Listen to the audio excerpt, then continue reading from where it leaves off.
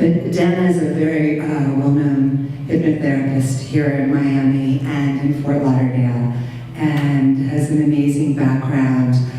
She's written a book for the third generation for the Holocaust survivors, and her work as a hypnotherapist, and then being a speaker. Then she wrote the book, and then she started traveling all over. She's being called to speak, and then her work of speaking and her work of hypnotherapy started weaving together.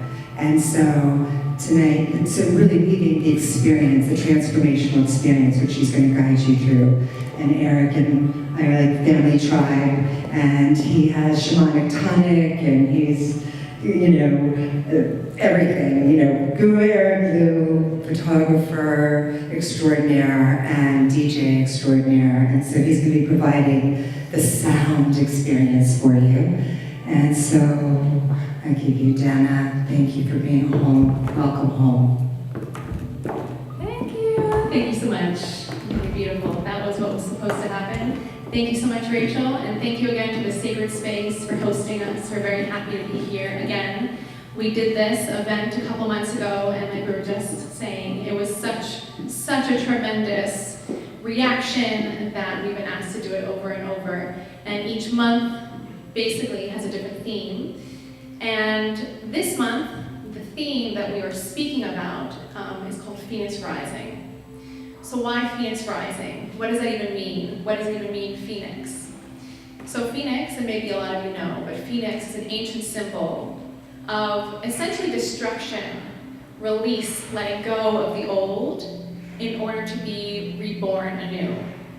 So I don't know about you, but a lot of people I know, both professionally and personally, have told me, I've had many conversations, that this past year was a bit challenging. Okay, I'm getting some head nods. Was a bit challenging. So as we were kind of discovering what we want to do, what we want to put out there, is we wanted to come up with a workshop that can release the old and allow you to be stepping into the new year just feeling vibrant and fresh and strong. So welcome.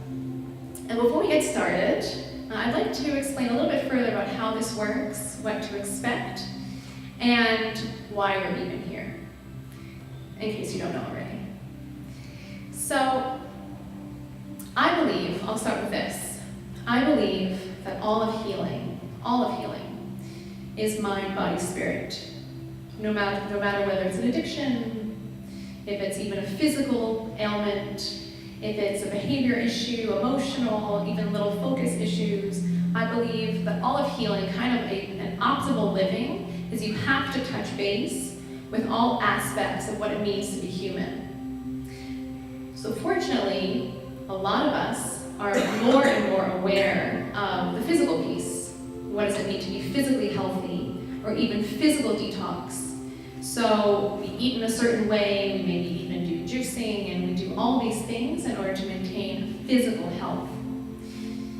Yet the lesser known piece that a lot of people are now becoming more and more aware of is the emotional detox, the emotional clearing, the emotional purging that I would say is, if not as important, if not as important, I would say it could be even a little bit more important than just focusing on the physical aspect. So what is emotional detox?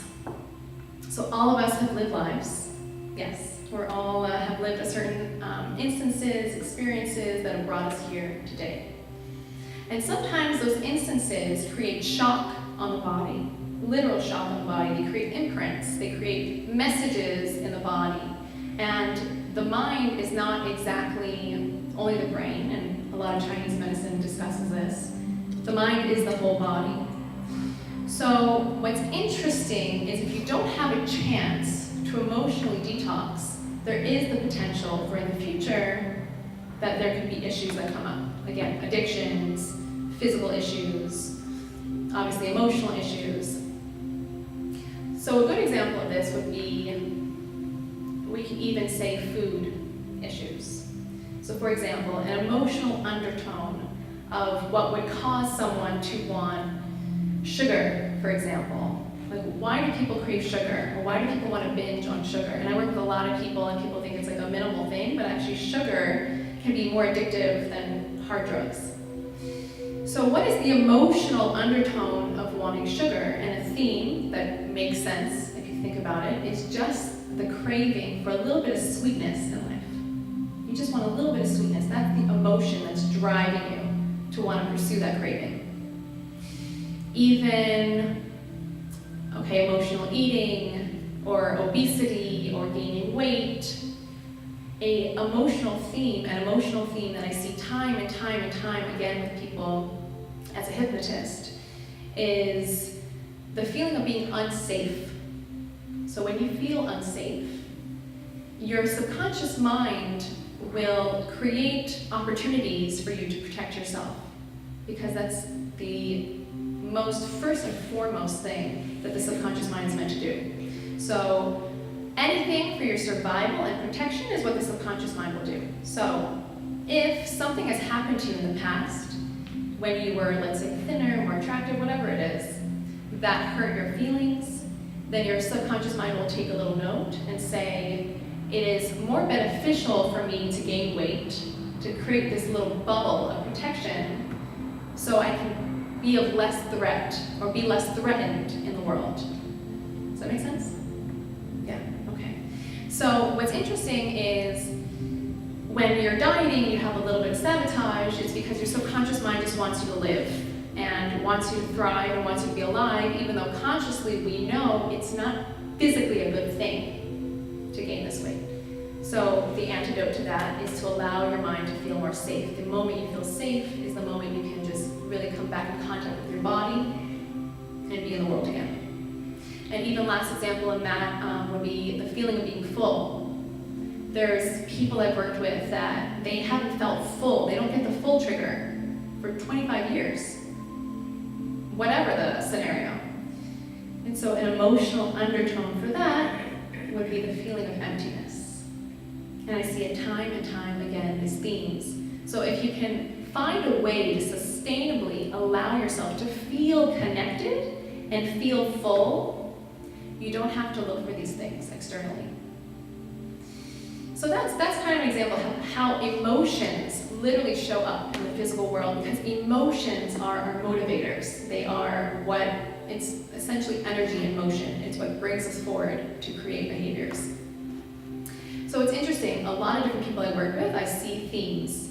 So for example, if I'm working with people with chronic illness, chronic fatigue, for example, the emotional undertone happens to be similar, and it's not even that I'm thinking of it, it's just that I'm getting the same type of instances that are creating these same type of reactions in the body time and time again with specific themes, with specific symptoms. So it's very fascinating how safety can be weight, how sweetness can be sugar, and how emptiness can be full. It's really like themes with all people I've met. It's very fascinating. So the subconscious mind is very interesting in the way it works. I'm fascinated by it. I'm fascinated by the mind in general and human behavior. The subconscious mind is our primal mind. It's our animal mind. It's our instinct. It's our nature. So if any way, shape, or form you want to kind of go into your deep level behavior, or these things that are instinctual, like if you have a craving and you go for it, you have to work with the subconscious mind. You have to go into where the behavior began. So one of the most profound tools I have found that is really quite magical and interesting in the way it works through the use of imagination is hypnotic work. So hypnosis, it fascinates me daily, hourly, all the time. And it's really such an interesting tool, because in reality, all it is through the use of imagination, you can tap into things that have happened potentially in the past that might have left a little mark on the way you feel, that are creating behaviors today. You can kind of go in, you can renegotiate, you can be a little bit like an architect, because you've had this blueprint that has brought you to this point in your life. You've had this infrastructure of your mind that has created your personality, created your instinct, created your behavior. So the beauty of hypnotic work is really interesting is you can kind of go in and work with your mind. You can be an architect, you can rewrite that blueprint because you're not 5 years old anymore. You're effectively however old you are today. So instead of being in a reactive life, you can be in a proactive life by allowing the emotional detox to kind of leave your body. Everyone with me so far? Okay, I know I like to overload people with information sometimes. Okay, beautiful. So what I'd like to do with everyone here today, what Erik and I, this brilliant person who I love doing work with, would like to do with you all here today, is we're going to tap into that potential of your mind, because the mind is limitless if you allow it to be. So that's what we want to do here today.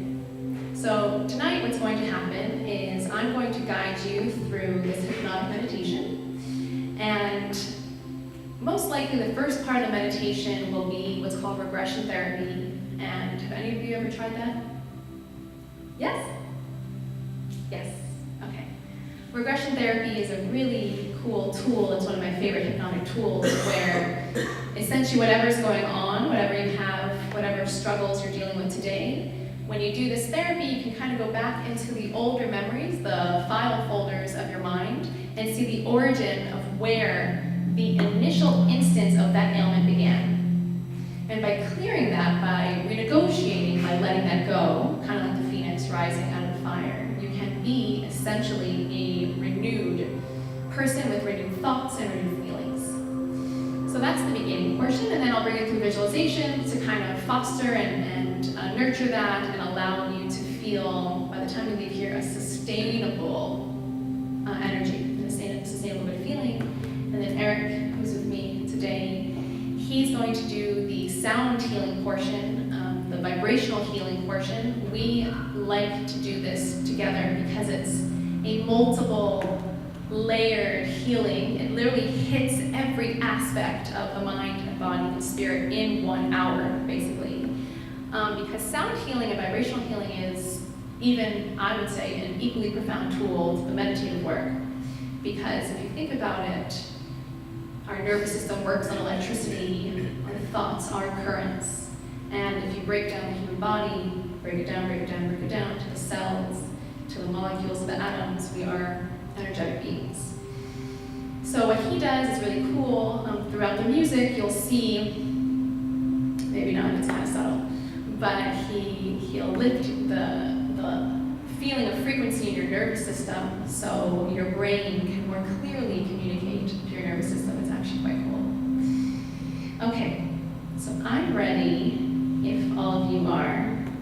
And basically all I ask of you is to just get comfortable and to have a little bit of an intention, because if you give the mind more direction, let's say you give the mind more direction of if you've been sad or you want to work on focus issues, the mind will have more of a direction where to go rather than just being broad. So if you want to take a minute and just kind of set your intention of what you want to clear today, and then we're ready to get started.